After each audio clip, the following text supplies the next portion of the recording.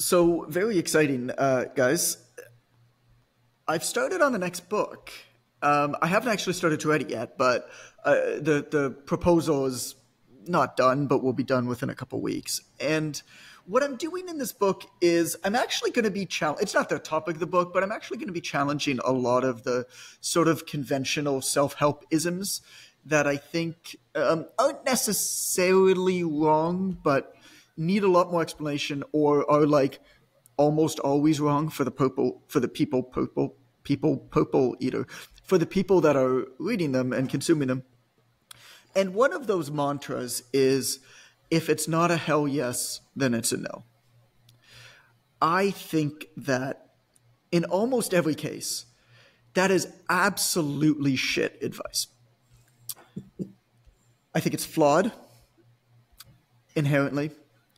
I think that it largely rests on emotion and how you're feeling in the moment, which is not a good way to make decisions. There is something to be said about whether something feels right or feels wrong to you. But my problem with these really catchy phrases that catch on is, unless you've really been in the game for a while, you start to think that this is how you perhaps should act. And unless you already have tons of opportunities coming your way and are already really, really happy with what you're doing, you should probably say yes to almost everything. Now, there's nuance to this, and that's why this podcast is so much fun, both to dive into the nuance, but also for me to explore what I'm thinking and get some feedback from you and Ren, because I'm just one person with my own perspectives. And so what I want to do here today is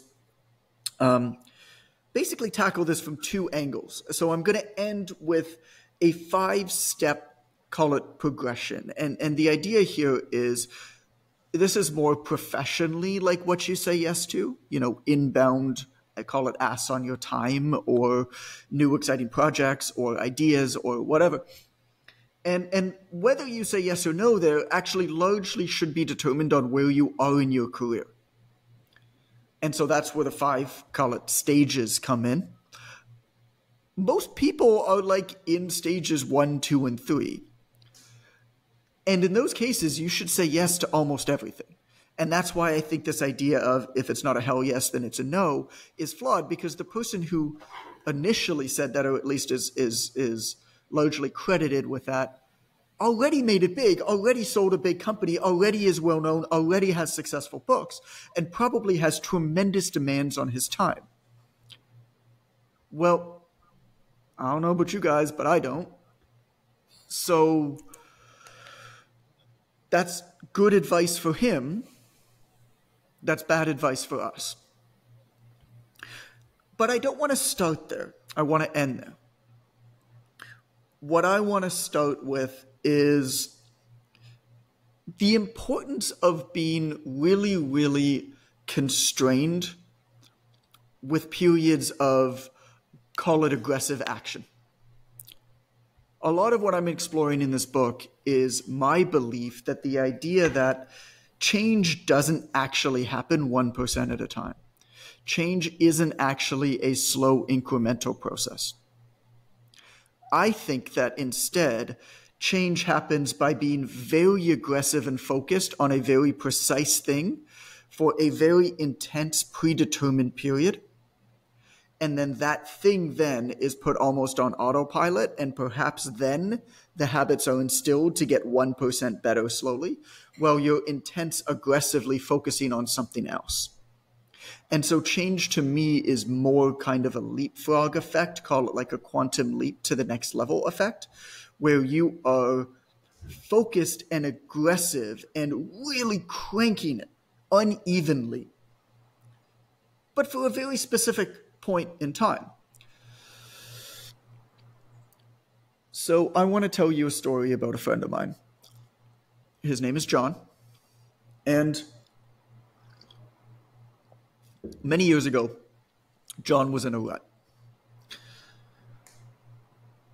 He was in a job that It was just a very small company. There was basically nowhere for him to rise up in the company just because it was just a small company. So there wasn't that kind of progression.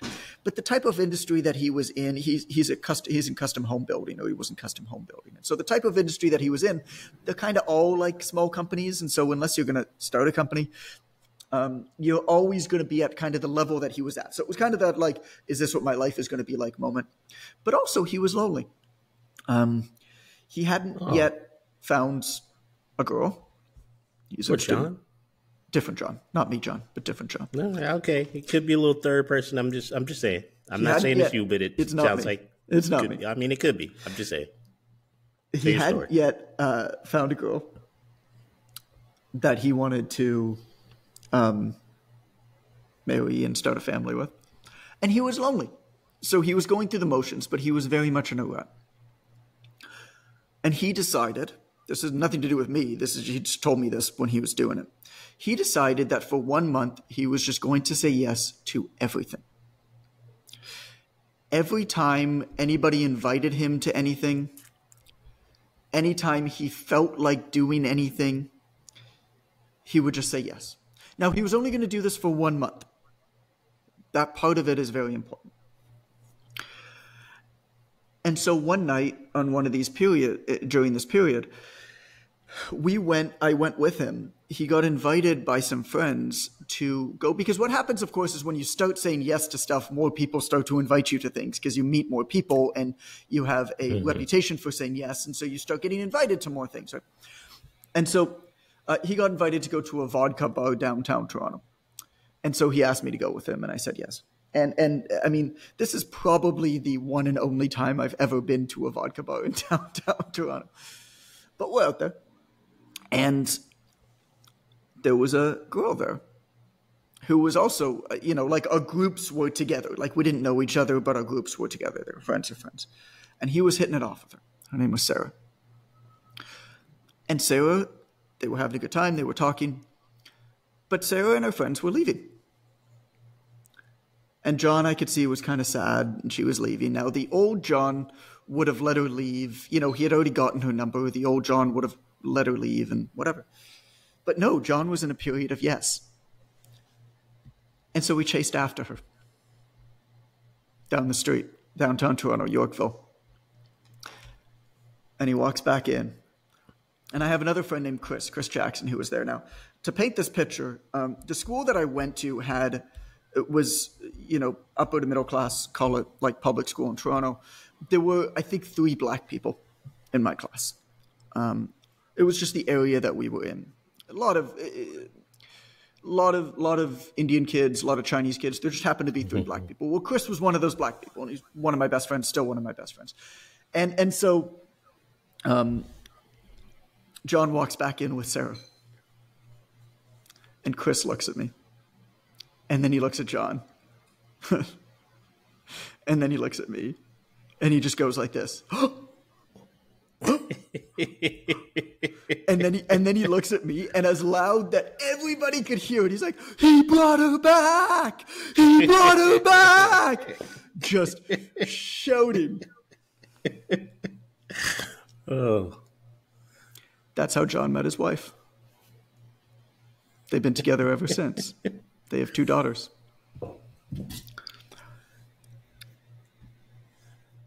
I can only think about the Hall & Oates song because her name's Sarah. And I was wondering if she had baby hair with a woman's eyes and if he could feel her watching in the night. Because Sarah needs a smile. That's all. As soon as you said Sarah, I haven't heard anything else until you started shouting because I've been singing Sarah's Smile in my head by Hall & Oates since then. I'm sorry, but please continue. Well, so I messaged John the next day. And I was like, how did it go? And I think he sent me back a message that said, I got my penis touched. This is how young we were. Oh, man. I think that's how it works. It's not a penis until it's been touched. It's not a penis until it's been touched. I read that in biology. Amber, I believe you have something to play for us. Hope we made you laugh, but you didn't choke on our enormously funny penis joke. Thank you, Ashley, for that interlude song. See, we're upping our production quality today, everybody. Oh man, I needed that to happen today. She is wildly talented. Thank you, Ashley. What I love about that story with John is that he recognized that he was in a rut, and he recognized that he needed to get out of his own world in order to do that. And the way to do that was just to pick a very short, constrained period where he was just going to say yes. Whatever would happen, would happen. There's a guy who I've gotten to know here over the last couple of weeks. His name's Bruce. And Bruce is a retired dean of an English program. And so he worked for basically 30, 35 years as an English professor. And the last 10 years or so, he was the dean of a college in Seattle. And so we met, we played pickleball, because I do that now, because I'm around retired people. And so I play pickleball. I've played 3 times. And I pulled my calf the last time. How fucking sad is that? Anyway, I play pickleball now. And so we met, and I learned, about it. And I was like, I'm fascinated by you. Like, I want to get to know you better. So we went and got a coffee and spent a couple hours together. And I was particularly interested because he said something. We were part of call it a men's group thing, where, I don't know, dudes are just sharing stuff that dudes normally don't share. And he said something about how so many of the people here are what he called post-aspirational, where they were very aspirational over the course of their lives. And then they get here, and it's sort of a different type of aspiration that they're searching for. They've made money, maybe they haven't made money, whatever, but it's just sort of a different life. And so I wanted to talk to him about that, but what the conversation quickly started to get to was how he sort of established himself with a second life here. He spent his entire career literally with mahogany cabinets as the dean of an English program in a college in Seattle. And the way that he described it, he's like, actually, I had a mahogany cabinet, he was in a monogamous relationship. He still is. But he's like, I actually... Way to go, Bruce. I actually had a mahogany cabinet, and the Space Needle was outside the window. Like, it was that stereotypical, dean professorship, whatever. And then he came here, and they decided that they were going to live here, he called a partner, but him and his wife. And they had to establish themselves from nothing again. And he did the same thing. And I didn't tell him the story about my friend John. He did the same thing. He goes, for the first 2 months that we were here, we just said yes. Anytime anybody invited us to anything, anytime anything was going on, there was any event, we just said yes.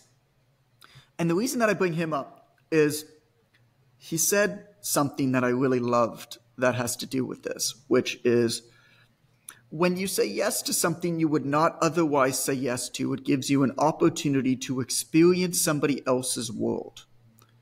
It gives you an opportunity to ride somebody else's ride. It's a place for doing stuff you wouldn't normally do. That sums up my problem and my issue and how flawed I think the statement of it's either a hell yes or a no. Because it's only going to be a hell yes if it's comfortable and if it's something you're already doing or already taking a part of or already think is important, which means it's already in your sphere. Which means you're never going to get out of your sphere. You're just going to get deeper and deeper and deeper and deeper within your sphere. Which means you're always going to just get more and more insular. When you challenge yourself to say yes to something that you would not otherwise say yes to, that is not perhaps a hell yes, like going to a vodka bar in Toronto, you might meet your wife. You might discover an entirely new community of a place. And so I think that there's 2 instances here where having very constrained periods where you say yes to everything is a good idea. Number 1 is if you're in a rut and you just feel like you're just not happy with the pace of your life.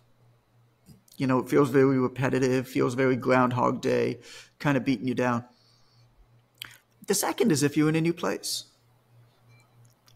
My parents decided almost 12 years ago now that they wanted to start going away for the winters. And they went to Florida one year, which is where all of their friends went. And they realized that they were 30 years too young for the place. They wanted to ride their bikes. They wanted to hike. They wanted to be more active than their friends were being in Florida. And so they went the next year to Arizona to check it out. And they loved it. They loved the activity in Scottsdale. They liked the weather. They liked the desert. They found they really, really loved the hiking. My dad brought his bike and biked like a madman. And so the year following that, they went there for the season. And their sole goal that season was to build a brand new community of friends. They went so far out of their way. So in Scottsdale, a lot of it is sort of like gated communities. And there's walking paths. And so they purposefully rented a unit that was on the ground floor that intersected two of the walking paths that were two of the most common ones. So there'd be a lot of foot traffic going by. And they would spend a lot of their day sitting outside saying hello to people. They didn't play bridge at this time, but they figured out that bridge might be something that they like and would be a good way to meet people. So they joined a bridge club, and they went out of their way to invite anybody that they were playing with to have a bridge game. 9 years later, all of their best friends, their entire community, is, call it bridging off of that in Arizona. And again, constrained period, right? They said for these 3 months, all that we're doing is building a new community in this place that we know that we want to spend our winters. And they designed their life around it. I think that's beautiful. I think that's so beautiful. And it must have been really hard too. I mean, my parents were in their late 60s at this time. To think even now as we're listening to this, I mean, I'm 38 years old, to think that I would even go to a new place and build a whole new friend group is scary and frightening. To try to do that in your late 60s, I think that's pretty incredible. But Bruce did it. My parents did it. So saying yes, I think is a really great thing. If you need to get out of a rut, saying yes, I think is a really great thing if you are in a new place, but it needs to be in a very condensed time frame with a, call it, specific outcome. And that specific outcome doesn't necessarily need to be I want to meet my wife, but it might be I want to expand my horizons, do stuff I wouldn't normally do. Before I move on to the 5 steps, did that trigger anything in you guys? I'm curious. I stay in a constant state of trigger, John, so absolutely. That's my secret. I'm always triggered. Yeah, that's my secret. I'm always triggered. Tie that back to Bruce Banner and the Hulk. But one of the things that I thought about as you were talking is how specifically concerned our students are. And when I say students, I'm talking about the Online Trainer Academy. Mm-hmm. How particularly sensitive our students are to solving a problem with solving an initial question with a life-changing, permanent answer. Whatever I decide here for the name of my business, whatever I decide here for the population I'm going to serve, whatever I decide for my packages, Ren, I know this has to be a permanently perfect solution from the start. And what I try to encourage them is to dive into buffet style living. And I'll use this analogy, which I think fits with what you're talking about here. What'd you call it? Buffet style living? Buffet style living. Okay. Or buffet style decision making. Because if you go to a new place, and by place I mean restaurant, and you're not familiar with the cuisine there, or you've never been there, or you don't know what the cooking is like, if they have a buffet, it's a pretty great way to figure out what you like. Right. And all too often, people go to a new place mentally, and they try to find the perfect entree up front and they're going to decide their entire opinion of this establishment or situation based on one definitive choice. Oh, the pasta was horrible. I'm never going back. Right. Well, if you try the buffet, you know that they're much more famous for their fish and chips, right? So the reason I love this lesson is it's saying sample a little bit of everything from the buffet for a fixed period of time. Mm-hmm. The first month I'm interacting with this restaurant, I'm going to make it my business to tackle 2 items from the buffet, probably 5 if it's America, tackle a few items from the buffet every time I go. And Right. after a month, I feel confident that I'll know what my favorite thing is, and then I'll go into that restaurant and I'll have the entree. And I think what the phrase that you're disputing, if it's not a hell yes, it's a no. I think that looks like somebody going in, trying one item off a 25-item buffet and deciding by the one item that they should never eat anything else in the restaurant again. And that's silly, but I think it's the way that a lot of our students get confused by their own decision-making. So I like the idea. Can I be honest, Ren? Please be honest. I really wasn't buying into your analogy until you got like midway through, and now I think it's a fantastic analogy. I was like, where is this guy going with this, man? But it felt like it sucked in the middle of it. It felt like it sucked for a little bit there, but it really was quite good because it's true. The buffet, the best. So, I mean, you can do it as a buffet. I actually tackle the problem of restaurants differently. You can do it as a buffet, but a lot of restaurants don't have that as an option. Well, we live by the buffet in the South. Yeah, fair enough. Yeah, exactly. And so you could, you could go with a whole bunch of people, and but then you have to have a lot of friends, which I don't. Right. How I tackle that though is by using a little bit of psychology. So my trick when I go to restaurants is if I have to look at the menu. Allison, if I'm with her, often just knows I hate looking at menus because I hate making decisions, and so she just orders it for me. But if I have to look at the menu, then I look at the menu, and the first thing that looks good, I order it and I close the menu. And the reason for that is, if you think about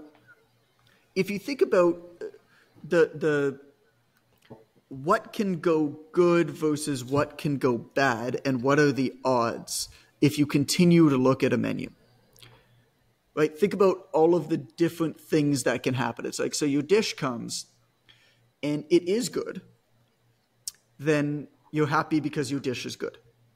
Great. But if your dish comes and it's not good, you're going to wish you ordered the other thing, and it's going to make it worse. If you don't know what else is there, or if you never looked at another thing or never had a desire for another thing, you have nothing to compare it to. And so maybe you just assume that the entire restaurant's crap, and like maybe you got like a better than average kind of crap meal. But that's how I kind of tackle that challenge. But I like the buffet analogy for almost just figuring out like, hey, maybe there are aspects to living life that I have not yet experienced that I would like to experience. And the only way to know that is really to try out as many of them as possible, to experience somebody else's world, to live somebody else's life. I like that. I'm gonna continue our pattern, Ren, of stealing your amazing analogies and wisdom and including them in the book, and paying you precisely 0 pennies for it. I've got 5 good minutes every 3 podcasts, man, and that's what I'm here for. Good. And I'm done for the next month, though. Okay. Amber, I want to give you a chance if you have anything to add there. You don't have to, of course, before I get into these five stages. Well, I'll ask you to add some nuance, because for people who are like me and take things too literally, is say yes to everything. Yeah. First mental thing that comes up is like, that is not fucking possible. Right? Because of like life, kids, having multiple 100%. jobs, whatever. So add context for those of us who are too little. Whenever you feel like you'd rather sit at home in your pajamas and flip on Netflix, whenever you have that block that you can't quite explain because there's no good real reason for having a block other than it just seems like it's hard or out of your pattern or unfamiliar or uncomfortable, you say yes. If there is a real logical reason that you can point back to, like, I can't leave my kid at home because he will kill himself, Right. then obviously you can't say yes to everything. But I mean, if you were to come to me, I don't know, I guess this depends on the employer. If you were to come to me and you were just like, yo, I'm going to do a month of yes, that might mean that I'm a little bit less available at work this month. I don't know. I'd be down for it. Like, I think that'd be pretty cool. I like to work with people who feed themselves different ways. So I think it also has to do with who and where you work. But that's the nuance that I'll add. There's kind of this unspoken discomfort that is hard to define a lot of the times when we get invited to something or when we see a flyer up for a concert or a play in the park or a charity bike ride or whatever, where it's just out of our daily pattern. There's no real reason why we're saying no other than it's just easier to just ignore it than to not. Yep. Thank you for those of us that I know, like all the people that I talk to, that would be their instant thought is like, that's not possible. Like, Sure. Instead of actually hearing what you're saying. So wanted to throw that in there. And then, of course, you get into the whole thing about penises. But that's a whole... Play the song, Amber. Oh, damn it. Play the song, We Amber. made you laugh that you didn't choke on our enormously funny penis joke. I like how she says enormously. I need to that put was a a warning really- in the description. That was a really well-chosen word in that little jingle. It was. She's smart like that. Just imagining someone somewhere turning on a microphone to perform that. No, I didn't She say has a legit enormous right. setup. Yeah. That enormous didn't come out like I wanted it to. Let me re-record. I'm going to get that one more time. Gotta do that enormously once more. Didn't quite sound engorged enough. Right. Maybe I need to elongate it. Run it back. I want to hold that S on penis. I don't think they know exactly what I was trying to articulate there. Let's get another take. Let's get another take. Get another take, boys. Okay. Mommy's recording penis jingles, baby. Hold on. Give me 30 more minutes. Mommy, when's dinner? Pour yourself a bowl of Cheerios. It's important.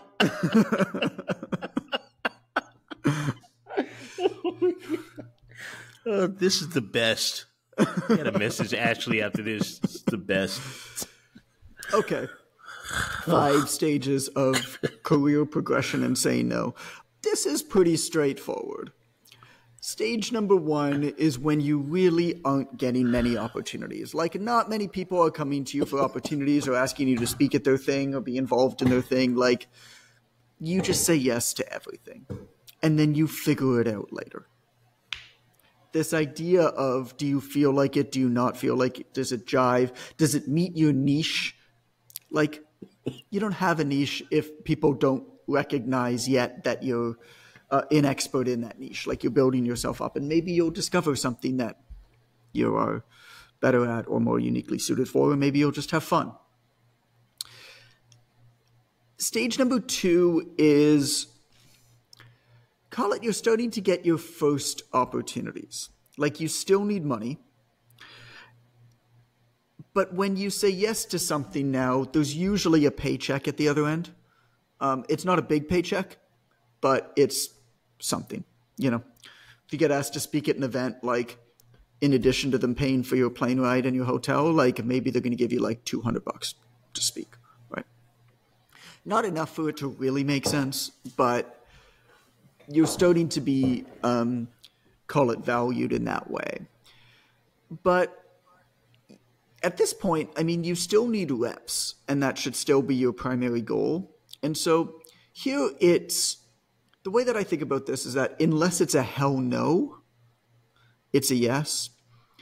And the only times that, I mean, like, I don't know, am I at this one or the next one? Like, I'm not sure which stage I'm at. But the only time that I really say hell no to be involved in things is if there are other people involved in that I don't want to be associated with. Mm-hmm. It's unfortunate, but there are some people in this industry that I simply don't want to be associated with in any way, shape, or form, to the point where if they are speaking at an event or taking part in something, I am an immediate no. And that's just because I've either seen them do something or mistreat people or worse. So that's the only time really when it's like a hell no at this stage. In my community, we say, who all over there? And then come by the barbecue Saturday. Y'all out there now? I almost fell off my chair. Who all over there? Who else there? Nah, I'll catch y'all next week, man. So good. Principle 2, who all over there? I like that. I like that a lot. That'd be such a good like chapter title. I feel like. Cool. Who all over there? Who all over there? I love it. I keep seeing that for winter and spring. I would have to read it. Like I don't even know what the rest of it's about. I don't even care. Just I want to know who all's over there. That's not going to be a chapter title, but that might be a subhead. This is the worst English ever, by the way. So funny. Don't let Bruce read that. I feel like it's the type of thing that I don't even know if I could write that in a book, because it's like the rest of the language would be like, and then as I was saying, in this aspect of the chapter, who all over there? Incongruent with everything else in the book. Sore thumb. Reggie's going to the barbecue, bringing some grits. I don't know what to say. Who all, you coming by, man? Who all over there? Fried steak. Grits and fried steak. Reggie, oh nah. Reggie or nah. Nah, I ain't coming to that. I ain't know Reggie was there. I'll catch y'all next week. Stage 3 is kind of the Stage 3 is kind of the middle of the continuum where you start to be able to pick and choose. You're starting to learn which things really, call it like, fill your cup and feel good to you. It's less about the money. When you get to stage 3, you shouldn't need the money from participating in other people's things.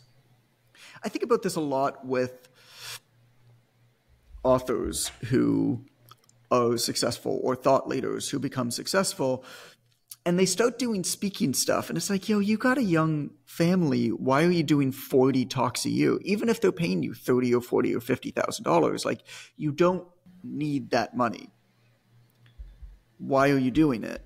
And it seems to me, I mean, without the people who I do know often don't do a lot of them, but it seems to me to be a very distinct misalignment where they haven't really thought about it. And then you get some speakers who can command that, who just don't do talks, like Seth Godin, like, will not do a talk where he has to travel. He just won't. He just doesn't. Like, he just says no. It just doesn't matter how much you pay him, because he can pick and choose, right? And anything, if he's going to say yes to something that's out of town, that means that he's away from his wife for that amount of time, and his pattern and his routine, which he's designed, which he really likes. So stage 3, you get to pick and choose. You'll probably begin to have kind of a gut feeling here about whether it feels right. I think some of it is who all over there, but I think other parts of it is like, good usage, John. Does it make sense? And it's not about negotiating payment. It's not about you do this for me and I'll do that for you. Stage 4, Stage 4 is almost everything now becomes a no. Like, you, at this point, you're really blessed. Like, if you get to stage 4, you've had a lot of success, there's a lot of demands on your time, and all of the opportunities coming at you, or the majority of opportunities coming at you, are really good opportunities. They're people you like, you're compensated well or fairly or stupidly well in some cases, and they're largely like things that you want to be aligned with, but you just can't do it. Like, you just there's just no way to possibly do it. And so, aside from stopping and thinking about how blessed you are, it's at this stage you kind of just have to say no, because probably whatever you're doing is going to be more important. And so it's important now to set a criteria to decide which opportunities align with your goals at that moment, and make it a much more objective decision. And I'll give you an example for this. I'm speaking at a few events this year. The only events that I'm speaking at this year are events that are buying large bulk orders of my books and distributing them individually at the time of launch to all of their attendees. So, for example, I'm speaking at the Two Brain Business event, Chris Cooper's thing. I think Two Brain does a great job. Well, I identified that CrossFit is a community that I really want to get this book in the hands of, particularly the CrossFit business owners, the business savvy aspect of the CrossFit community. Mm-hmm. And so I reached out to Chris and asked if he had another spot at his event. We negotiated, and he had invited me to speak previously, and I said no last year. And the reason that I said yes is because the event is in the middle of this year. My book comes out in January, 2025. And on the day that the book comes out, there's going to be a copy of my book that's going to arrive at the houses or at the gyms of every single person that was attending the Two Brain Business event. And so you think about what that does. It's not just a bulk buy of a book for an event where the books end up in a warehouse somewhere, and you just get to write off that you sold whatever 1,000 books, and get the whatever the royalties of it. What's going to happen here is that there's going to be a cluster bomb effect in the CrossFit community for the people interested in business for CrossFit, because now you're going to get 500-600 plus of the top business-minded CrossFitters and CrossFit affiliate owners that are all going to have this book arrive to them as a surprise on the day of the launch. Well, I mean, conservatively, a quarter of them will share it on social media. And then everybody else in the CrossFit community is going to now see this book and see everybody that they follow that's saying, oh my God, I got this book. And it's going to create more and more and more and more sales. So, having an objective criteria of what you say yes to should have some strategy behind it based off of what your goals are in that moment. My goal is I wrote what I think is one of the best business books ever to have been written. And I think that it deserves an opportunity to get in the hands of enough people to see whether that's true or not. And so that's my criteria at this moment. Right? Stage 5, I mean, I hope you get to stage 5. I'm certainly not at stage 5. Stage 5 is like you're beyond saying no. Stage 5 is other people have to say no for you, because you're getting so many inquiries and demands on your time. There's so much interest in having you involved in things and writing blurbs for things, or participating or showing up at things or whatever. And it's not a money question. Like at this point, like you're well beyond thinking about money. Like at this point, the amount of time it would take to make any sort of reasonable decision of whether something is a good idea or bad idea is more time than you have. And so at this point, what you actually have to do is you actually have to build objective criteria and have people who work for you or work with you hide inquiries from you and make decisions without you even knowing that inquiry came in. Basically being a filter. That's stage 5. I hope you get to stage 5. I'm not at stage 5. Most of us are at stages 1 through 3. And at stages 1 through 3, you know, beyond the who all over there barbecue, as long as Reggie's not showing up. Yeah, I'll F with Reggie. You should probably show up.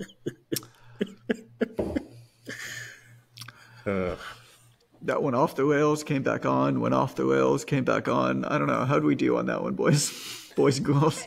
That's how we. I think that's what people know us for. Right, I think we're on brand. It's what they've come to expect, John. Good. That was interesting, though. We apologize if you're listening to it in your car with your children in the back, though. But if you are, here's a song for you to play with them. Amber, cue it up. That is wildly catchy that they will learn and start singing. Hope we made you laugh that you didn't choke on our enormously funny penis joke.